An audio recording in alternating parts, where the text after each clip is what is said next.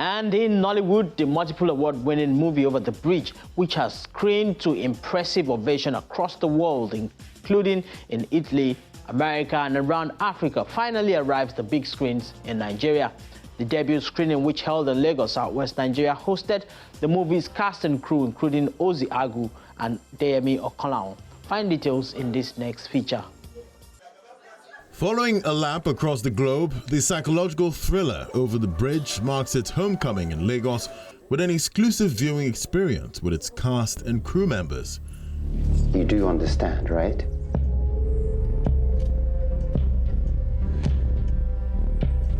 Yes, boss. At the core of the screening is a layered exploration of the impact of power, passion, and an often overlooked topic, the fragility of the humankind.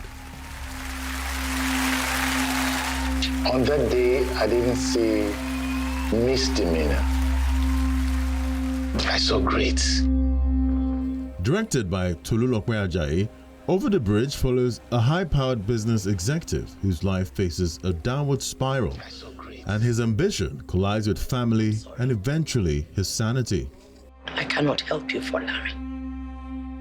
Cut your losses. Get out.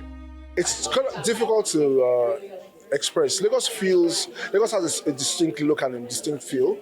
The other aspect of the movie has an element of fantasy to it.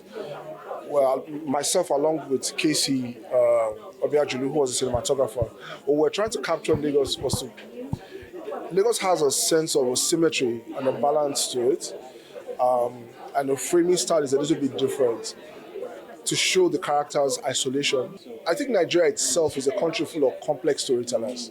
We're a country of Wole Soyinka, Chinua Achebe. So whilst we have very entertaining stories, there's certainly a lot of room for storytellers that want to explore things that we all know so well. Lagos is small, but at the same time, it's huge in terms of the way it divides communities, in a sense. Or you have various different types of demographics within a very small, bustling city.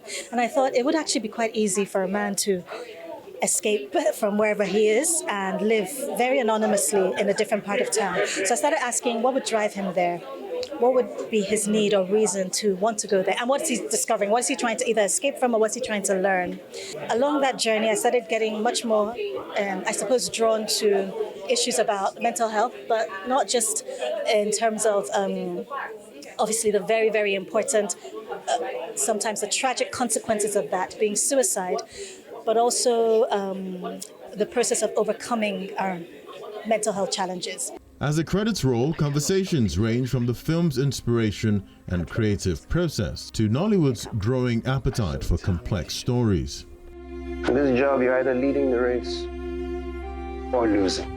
When I read the script, I realized this was a man who was sort of driven by excellence and also a virtuous person.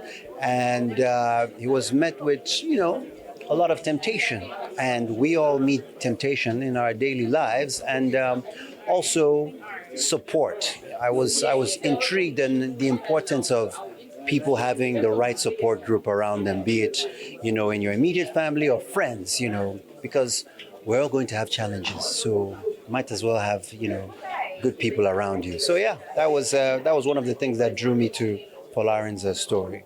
It's not the kind of story that we're used to being told in Nigerian cinema. We're used to lighthearted stuff, comedies, rom-coms, drama.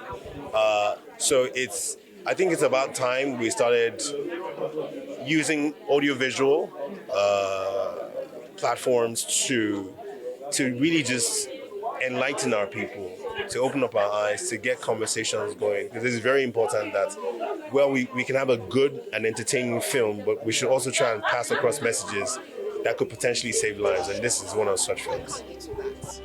Larry, you can't roll with the big fish without swimming the deep end. The screening of Over the Bridge highlights how much further the Nollywood industry can go in telling stories that resonate far beyond the surface.